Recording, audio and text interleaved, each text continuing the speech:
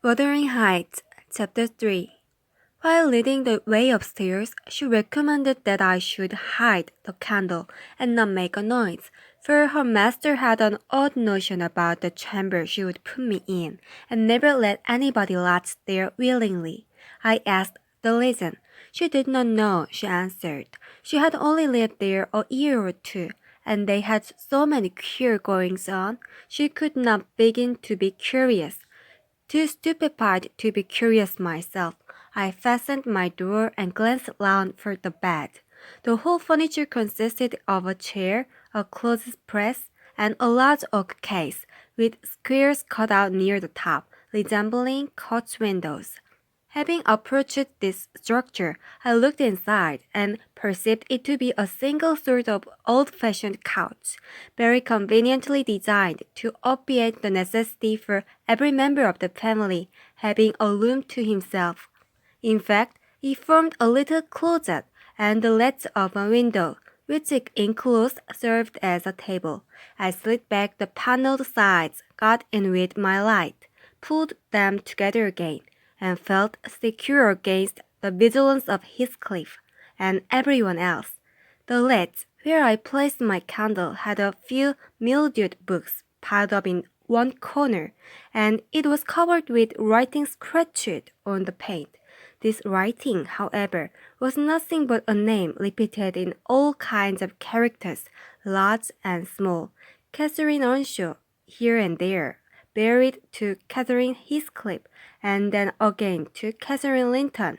In baffled listlessness, I leant my head against the window and continued spelling over Catherine Earnshaw, Heathcliff, Linton, till my eyes closed. But they had not lasted 5 minutes when a glare of white letters started from the dark, as vivid as spectres. The air swarmed with Catherines, and allowed myself to dispel the obtrusive name. I discovered my candle wick reclining on one of the antique volumes, and perfuming the place with an odor of roasted calfskin. I snuffed it off, and, very ill at ease, under the influence of cold and lingering nausea, sat up and spread open the injured tome on my knee. It was a Testament in lean type and smelling dreadfully musty. A fly leaf bore the inscription, Catherine Earnshaw, her book, and a date some quarter of a century back. I shut it, and took up another and another, till I had examined all. Catherine's library was select, and its state of dilapidation proved it to have been well used, though not altogether for a legitimate purpose. Scarcely one chapter had escaped a pen and ink commentary, at least the appearance of one, covering every morsel of blank that the printer had left. Some were detached sentences, other parts took the form of a regular diary, scrawled in an unformed, childish hand, at the top of an extra page. Quite a treasure, probably when first lighted on. I was greatly amused to behold an excellent caricature of my friend Joseph, rudely yet powerfully sketched. An immediate interest kindled with me for the unknown Catherine, and I began, forthwith, to decipher her faded hieroglyphics. On awful Sunday, commenced the paragraph beneath. I wish my father were back again. Hindley is a detestable substitute. His conduct to Heathcliff is atrocious. Heathcliff and I are going to Level. We took our initial step this evening. All day had been flooding with rain. We could not go to church, so Joseph must needs get up a congregation in their garret, and, while Hindley and his wife passed downstairs before a comfortable fire, doing anything but reading their Bibles, I will answer for it. Heathcliff, myself, and the unhappy ploughboy were commanded to take our prayer books and mount. We were ranged in a row on a sack of corn, groaning and shivering, and hoping that Joseph would shiver too, so that he might give us a short homily for his own sake. A vain idea. The service lasted precisely 3 hours, and yet my brother had the face to exclaim, when he saw us descending, "What, done already?" On Sunday evenings, we used to be permitted to play if we did not make much noise. Now, a mere titter is sufficient to send us into corners. You forget you have a master here, says the tyrant. I will demolish the first who puts me out of temper. I insist on perfectly sobriety and silence. Oh boy, was that you? Francis, darling, pull his hair as you go by. I heard him snap his fingers. Francis pulled his hair heartily, and then went and seated herself on her husband's knee, and there they were, like two babies, kissing and talking nonsense by the hour, foolish palaver that we should be ashamed of. We made ourselves as snug as our means allowed in the arch of the dresser. I had just fastened our pinafores together and hung them up for a curtain, when in comes Joseph on an errand from the stables. He tears down my handiwork, boxes my ears, and croaks. Shame on you! Sit down, ill children. They are good books enough if you read them. Sit down and think of your souls. Saying this, he compelled us so to square our positions that we might receive from the far-off fire a dull light to show us the text of the lumber he thrust upon us. I could not bear the employment. I took my dingy volume by the scruff and hauled it into the dog kennel, vowing I hated a good book. Heathcliff kicked his to the same place. Then there was a hubbub. Master Hindley, shouted our chaplain. Master, come here. Miss Cassie and Heathcliff kicked his feet to the first part of the T-bird way to destruction.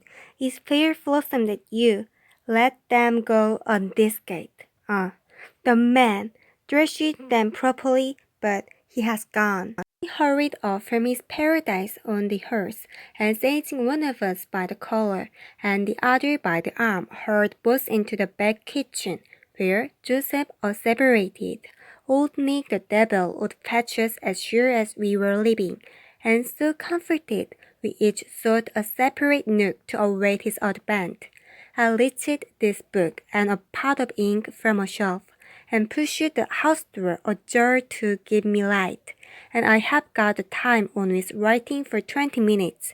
But my companion is impatient, and proposes that we should appropriate the dairy woman's cloak, and have a scamper on the moors under its shelter, a pleasant suggestion, and then if the surly old man come in, he may believe his prophecy verified. We cannot be damper or colder in the lane than we are here. Suppose Catherine fulfilled her project, for the next sentence took up another subject. She waxed lachrymose. How little did I dream that Hindley would ever make me cry so, she wrote. My head aches till I cannot keep it on the pillow, and still I cannot give over. Poor Heathcliff. Hindley calls him a vagabond, and won't let him sit with us, nor eat with us any more, and he says he and I must not play together, and threatens to turn him out of the house if we break his orders. He has been blaming our father, how dared he, for treating Heathcliff too liberally, and swears he will reduce him to his right place. I began to nod drowsily over the dim page. My eye wandered from manuscript to print. I saw a lead ornamented title, 70 times 7, and the first of the 71st, a pious discourse delivered by the Reverend Jabez Branderham in the chapel of Gimmerden South, and while I was half-consciously racking my brain to guess what Jabez Branderham would make of his subject, I sank back in bed and fell asleep. Alas, for the effects of bad tea and bad temper. What else could it be that made me pass such a terrible night? I don't remember another that I can at all compare with it since I was capable of suffering. I began to dream almost before I ceased to be sensible of my locality. I thought it was morning, and I had set out on my way home, with Joseph for a guide. The snow lay yards deep in our road, and as we floundered on, my companion wearied me with constant reproaches that I had not brought a pilgrim's staff, telling me I could never get into the house without one, and boastfully flourishing a heavy-headed cudgel, which I understood to be so denominated. For a moment I considered it absurd that I should need such a weapon to gain admittance into my own residence. Then a new idea flashed across me. I was not going there. We were journeying to hear the famous Jabez Branderham preach from the text 70 times 7, and either Joseph the preacher or I had committed the first of the 71st, and were to be publicly exposed and excommunicated. We came to the chapel. I have passed it clearly in my works twice or thrice. It lies in a hollow between two hills, an elevated hollow near a swamp, whose peaty moisture is said to answer all the purposes of embalming on the few corpses deposited there. The roof has been kept whole hitherto, but as the clergyman's stipend is only £20 per annum, and a house with 2 rooms, threatening speedily to determine into one, the clergyman will undertake the duties of pastor, especially as it is currently reported that his flock would rather let him starve than increase the living by 1 penny from their own pockets. However, in my dream, Jabez had a full and attentive congregation, and he preached. Good God, what a sermon! Divided into 490 parts, each fully equal to an ordinary address from the pulpit, and each discussing a separate scene. Where he searched for them, I cannot tell. He had his private manner of interpreting the praise, and it seemed necessary the brothers should sing different scenes on every occasion. They were of the most curious character, odd transgressions that I never imagined previously. Oh, how weary I grew! How I writhed and yawned and nodded and revived! How I pinched and pricked myself and rubbed my eyes and stood up and sat down again and nudged Joseph to inform me if he would ever have done. I was condemned to hear all out. Finally, he reached the first of the 71st. At the crisis, a sudden inspiration descended on me. I was moved to rise and denounce Jabez Branderham as the sinner of the sin. Then the Christian need pardon. Sir, I exclaimed, sitting here within these 4 words at one stretch, I have endured and forgiven the 490 heads of your discourse.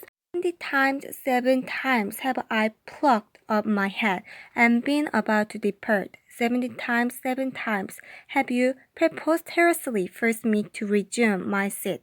The 491st is too much. Fellow martyrs, have at him, drag him down, and crush him to atoms, that the place which knows him may know him no more.